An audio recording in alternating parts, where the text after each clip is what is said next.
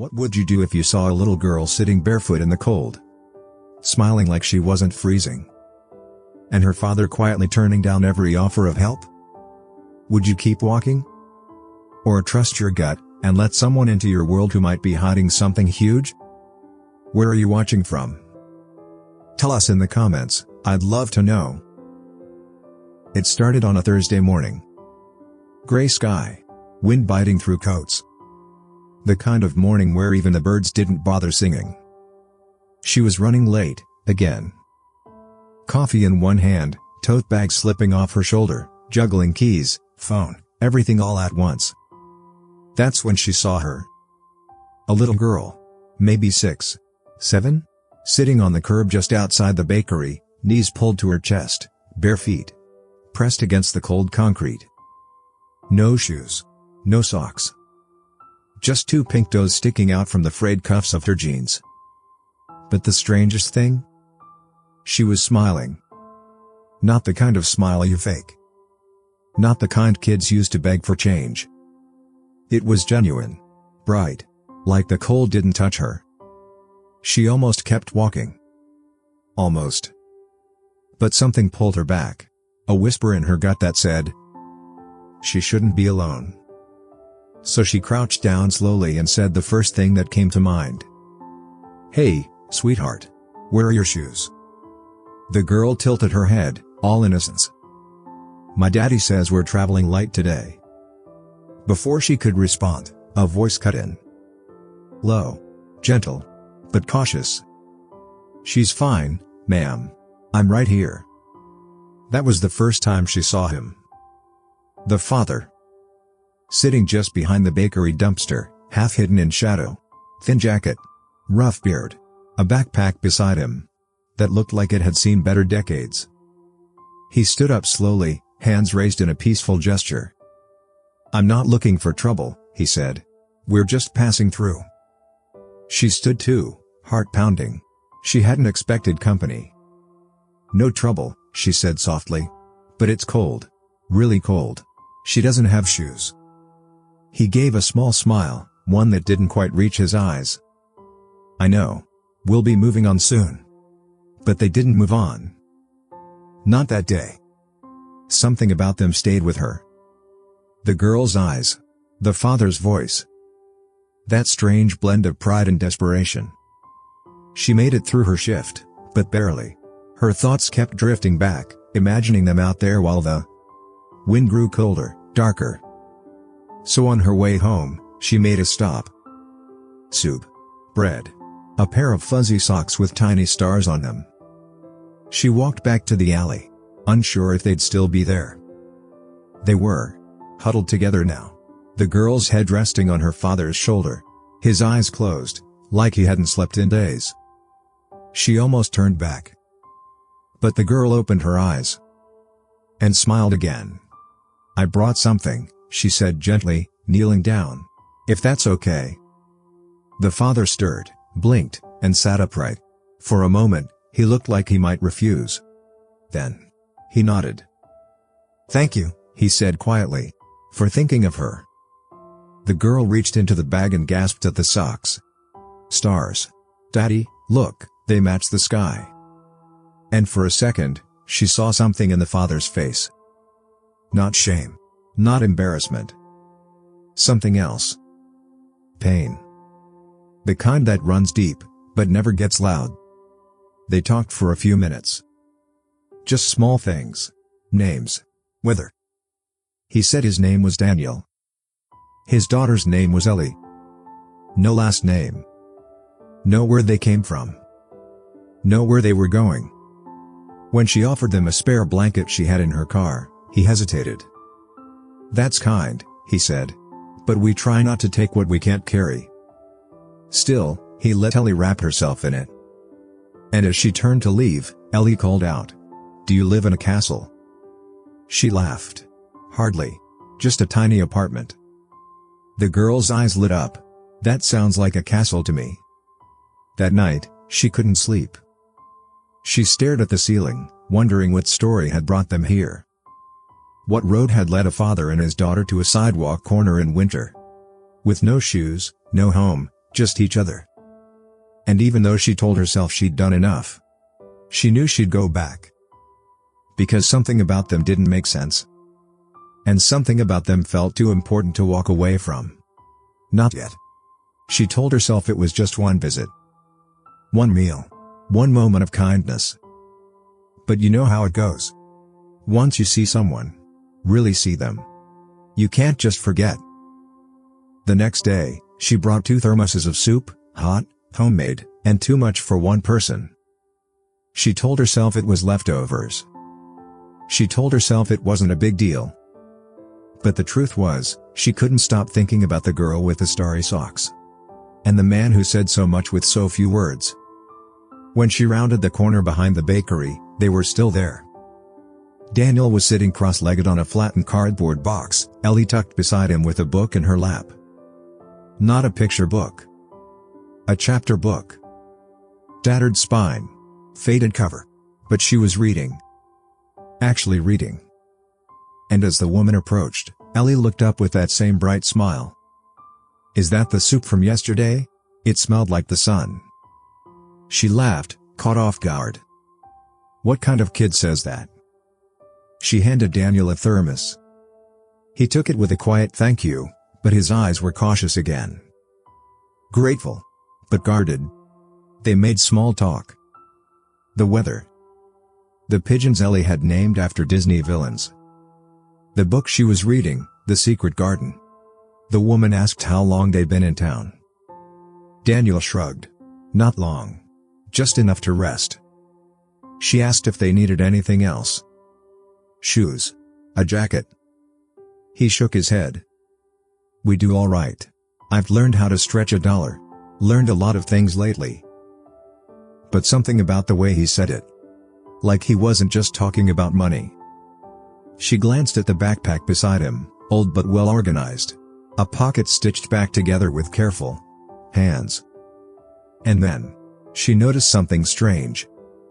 Tucked between a sketchbook and a granola bar was a watch. Not just any watch. A luxury brand. Sleek. Silver. Understated, but expensive. Her mind stumbled. Why would a homeless man carry that? Before she could ask, he noticed her glance and zipped the bag shut. She looked away, embarrassed. And he said softly, "Some things you keep. To remind you of who you were?" The conversation drifted. He asked about her job. She told him she worked at the library part-time, helped run after-school reading programs. He nodded slowly. "You're the kind of person who sees people. That's rare." She smiled but didn't know what to say. And then, he pulled a pen from his coat pocket. Clicked it once. Twice. And without a word, handed it to Ellie. It was a Mont Blanc. The kind of pen executives used to sign billion-dollar contracts. Ellie held it like it was made of gold. "I draw our next house with it," she whispered. "Big windows. A garden. No wheels." The woman's heart sank. No wheels. They'd been living in a car. Maybe still were. She asked if Ellie had ever been to school. Daniel's jaw tightened just slightly. "Not lately. Moving around makes it tough." Then Ellie chimed in brightly, "But Daddy teaches me. He used to be really important." That made him freeze. He gave her a soft look. "Not anymore, sweetheart." But Ellie just nodded and went back to her book. They talked for nearly an hour. Not about the past. Not really. But she learned things in the way he listened. In the way he spoke in full sentences, pausing to choose his words. This wasn't a man who had never had a home. This was a man who'd had one, and lost it. She wanted to ask more. But she didn't. Instead, she stood, brushed off her knees, and said, "Well, I'll see you around." He nodded. "Thanks for the soup." Ellie called out, "Bring the sun again tomorrow." And she laughed. But as she walked away, she couldn't shake it. The watch. The pen. The posture. He wasn't like the others on that block. There was a weight to him. A silence that felt practiced. And somewhere deep down, she knew this wasn't just about homelessness. This was about something else. Something bigger. Something he was hiding. That night, she couldn't eat. Couldn't focus. She even found herself Googling his name, Daniel Reed, just to see what would come up. But there was nothing. No criminal record. No social media. No missing persons reports. Nothing at all. Like he didn't exist. And suddenly, that felt even scarier. Because people with nothing usually leave some kind of digital trail. But ghosts? Ghosts don't show up anywhere. Still, when morning came, she packed soup again. This time, with bread. This time, with questions she wasn't sure she should ask. Because something was off. And she wasn't walking away, not yet. Some names stay with you forever. And some disappear the moment they're spoken. She had seen them every day for a week now. Same spot. Same quiet father. Same curious little girl with questions too big for her age. And every day, she brought them something. Soup. Books. Ellie loved books. One day it was mittens. The next, it was a puzzle with missing pieces. Ellie didn't mind. She said, sometimes things don't need to be perfect to be fun. But the man, Daniel, he remained an unopened book. Kind. Polite. Careful. But unreadable. She still didn't know his last name. Where they came from. Why he'd ended up on the street with a luxury pen and a CEO's watch. So one afternoon, as Ellie dozed in her blanket beside the wall, she tried. She asked gently, "You said your name was Daniel. Daniel. What?" He didn't look up. Just kept folding the wrapper from his sandwich into a tiny square. Crease by crease. Neat. Focused. Avoiding her eyes. Then finally, he said, "Reed." She waited. Daniel Reed. It sounded made up. Too smooth. Too immediate. But she didn't press. Instead, she smiled and nodded. But that night, she couldn't stop thinking about it. So she searched. Google. LinkedIn. Facebook. Nothing. No Daniel Reed with that face. No one matching his age, location, anything. It was like he'd whispered a name into the air. And it had vanished before it landed. The next morning, she asked a coworker for help. Jared. Tech guy. Nerdy but sweet. Good with computers, bad with people. She pulled up a picture she'd taken of Ellie holding her new scarf. Daniel's blurred figure in the background. "Do me a favor," she said. "Recognize him?" Jared squinted. Zoomed in. Then paused. "That guy. Looks kind of familiar." She straightened. "Familiar how?" He shrugged. "I don't know. Maybe I've seen him online? Or on the news?" "News?" But Jared shook his head. "Maybe I'm wrong. It's just a feeling." Still, the words stuck in her head. News. Later that day, Ellie let something slip. They were playing a game. Drawing pretend houses in the dirt behind the bakery. Ellie said, "Our last apartment had a fountain in the lobby. I used to throw pennies in and wish that it didn't work so much." She blinked. "A fountain?" Ellie nodded like it was no big deal. "Yeah, and glass elevators. But Daddy says that life isn't ours anymore." She stared at her, stunned. That wasn't a shelter. That was luxury living. And suddenly the pieces were stacking. Ellie read better than most 10-year-olds. Daniel quoted obscure literature under his breath. He knew about stocks, about oil prices, about startups. He was educated, well-spoken, sharp. This wasn't some man who'd always been down on his luck. This was a man who had fallen. And maybe, not by accident. The next time she saw him, she brought coffee instead of soup. They sat side by side on the curb as Ellie twirled in her starry socks, singing to herself. "Why Daniel Reed?" she asked softly. "Is that your real name?" His expression didn't change. But something in him stilled. He sipped the coffee. Stared ahead. Then said quietly, "It's the name I use now. That's all that matters." And she knew better than to push. But it still left her with more questions than answers. That night, she made a new search. Not for names. But for faces.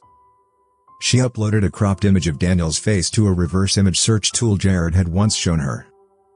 She told herself it wouldn't work.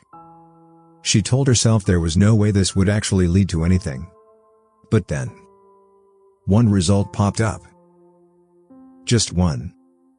An old press photo. Blurry. Cropped. Tucked deep in an archived article. Her heart dropped. It was him. Hair shorter. No beard. A pressed suit and tie. Smiling in front of a logo she didn't recognize. The caption read, "Daniel Hartwell, co-founder of Hartwell Dynamics, speaks at Startup Accelerator Summit, 2017. Hartwell. Not Reed."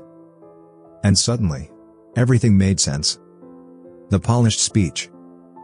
The watch. The pen. The way he stood up straight even when the world had knocked him down. He wasn't just a man on the street. He had once been somebody. Somebody important. And now, he was gone. Hiding behind a name that didn't exist. Some nights come and go like shadows. And then there are nights that grab you by the collar and never let go. It had been 2 weeks since she first saw Ellie sitting barefoot on the curb. 2 weeks of warm soup, soft socks, and small conversations that stretched longer each time. 2 weeks of watching a man hide behind calm smiles and half-truths. And she thought maybe, just maybe, she was getting closer to the truth. But nothing could have prepared her for what happened next. It was a Thursday night. She was home, curled up on the couch with leftover lasagna and a blanket that smelled like dryer sheets. Outside, the rain came in sheets. Loud. Relentless. The kind of rain that made the world feel farther away. She thought about texting Daniel. Not that she had his number. She'd offered once, he declined with a smile that said, "Don't ask again." Still, she worried. Ellie was tiny. And that alley didn't have a roof. So she made up her mind. She grabbed her coat, her keys, and 2 to-go cups of hot cocoa. She figured they'd share a drink under the awning. Talk a little. Maybe convince them to come inside. Just for one night. But when she got there, the alley was empty. No blankets. No sleeping bags. No Daniel. No Ellie. Just a soaked piece of cardboard with 2 soggy crayons lying next to it. She looked around. Called out. Waited. Nothing. She stood there for several minutes, cocoa growing cold in her hands. Trying not to imagine the worst. Then, a scream. Sharp. Echoing. From across the street. Her heart stopped. She dropped the cups and ran. It happened fast. A man, strange, wild-eyed, was grabbing at someone near the side of the gas station. She got closer. And saw Ellie, frozen in place. Tears streaming. Her tiny hands gripping a teddy bear as she watched. And Daniel. Daniel was fighting. But not wildly. Not like someone desperate. He moved with precision. Controlled. Measured. Strategic. One elbow. One pivot. One swift, perfect block. Within seconds, the attacker was down. Moaning. Disarmed. And soaked from the rain. Daniel stood over him, chest heaving, but calm. Too calm. And that's when she realized. This wasn't luck. This was an instinct. Daniel had been trained. By the time police arrived, Ellie had run to her, arms clutching her waist, body shaking. Daniel was standing silently by the wall, arms raised. One of the officers walked up, squinted through the rain. Then stopped. Recognition. "You're," the officer started, "aren't you?" But Daniel cut him off with a low voice. Just doing what anyone would have done. The cop looked like he wanted to say more. But didn't. Instead, he nodded slowly. "We'll take your statement, sir." Sir. Not sir like respect your elders. Sir like he recognized someone used to being in charge. Someone important. After the reports were filed and the chaos died down, she stood with Daniel in silence. Ellie had fallen asleep in her arms. He looked at them both. Rain dripping from his jaw. And for the first time, his mask cracked. "I didn't want you to see that," he said. She asked, "What was that?" He didn't answer. Just looked away and whispered, "You saw who I was. Not who I am." Then he turned. And walked into the dark. And this time, He didn't say goodbye.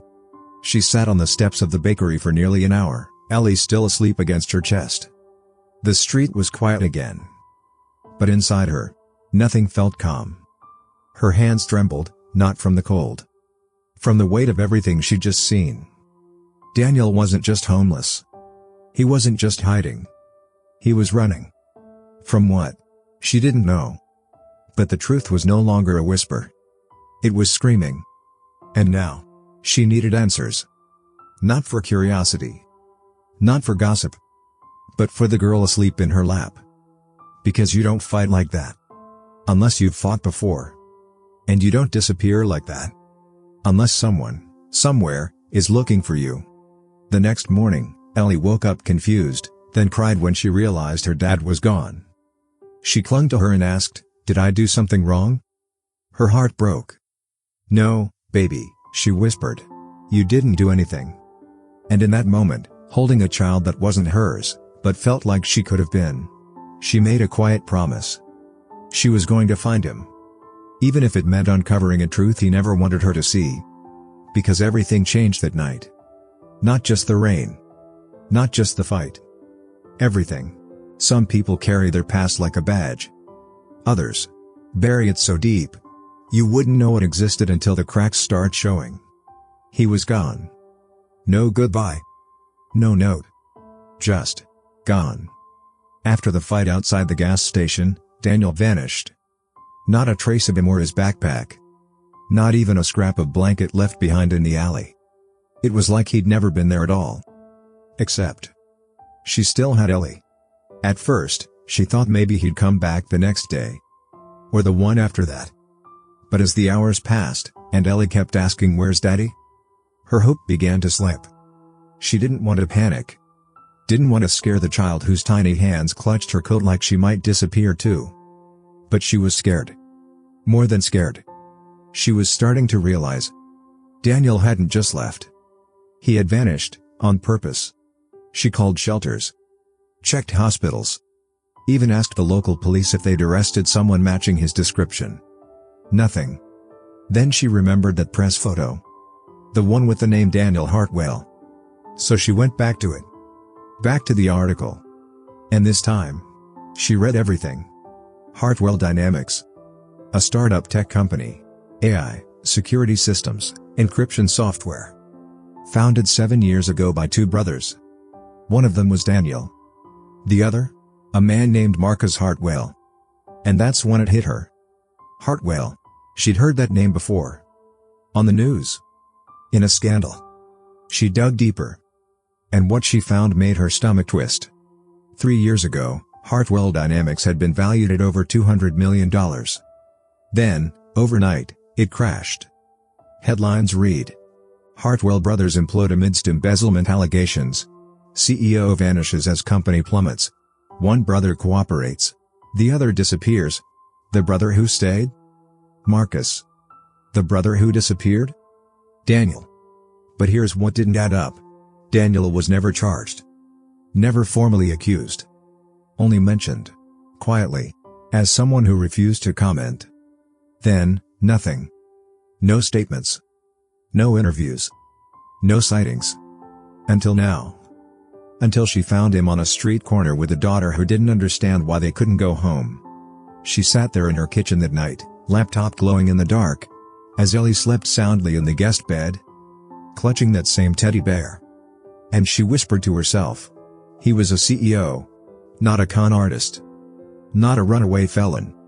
Not a man on the run from justice. But a man on the run from something else. Shame? Betrayal? Someone else's lie? She didn't know. But the more she pieced things together, the clearer it became. Daniel didn't lose everything because he failed. He lost everything. Because someone made him disappear. 2 days later, something unexpected happened. A letter arrived. No stamp. No return address. Just a folded page in an envelope. Left under her doormat. The handwriting was neat. Familiar. Thank you. For trusting me when you had no reason to. I needed time. I'm sorry for leaving her. I knew you'd keep her safe. Please don't look for me. Not yet. Tell Ellie I love her. Always. No signature. But she knew. It was him. She read the letter 5 times. Cried through the last 2. Then sat there holding it like it was a lifeline. Because now she knew for sure. Daniel wasn't dangerous. He wasn't a drifter. He wasn't lost. He was protecting something. Or someone. And the only thing more powerful than the truth he carried was the fear of what would happen if the wrong person found out. That night, Ellie asked a question. The kind of question no adult ever wants to answer. Is my daddy gone forever? She swallowed hard. Then wrapped her arms around the little girl and whispered, "No, baby. He's not gone. He's just not ready to be found." Ellie nodded like she understood more than most kids should. And said softly, "He's doing his invisible thing again. Like hide and seek." She smiled. "Yeah," she said. "Exactly that." But she wasn't done. Not yet. Because if Daniel had been pushed into the shadows, then someone else was standing in the light with a story that wasn't theirs. Someone with power. With money. With enough control to make the world forget Daniel Hartwell ever existed.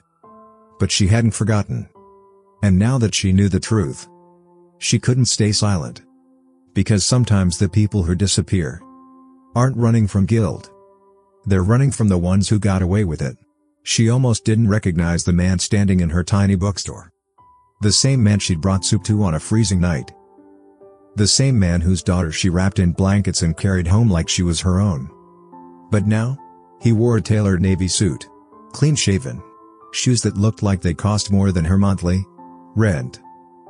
And that little girl beside him, still holding her stuffed bunny, was now in a brand new coat, her curls tied back with a velvet ribbon. Her voice caught in her throat. "Daniel?" He smiled. That same gentle smile she remembered from that night on the curb. But now, it felt different. Like something was finally being revealed. "I owe you the truth," he said, stepping forward. "No more half answers. No more hiding." And just like that, he told her everything. His real name was Daniel Everett, CEO of Everwell Technologies, a company she'd seen on the news once or twice. His face, now that she thought about it, had been on a Forbes cover she used to keep under her register for inspiration. But how does a billionaire end up sleeping on a sidewalk? He didn't dodge the question. Didn't soften the edges. He told her about the plane crash.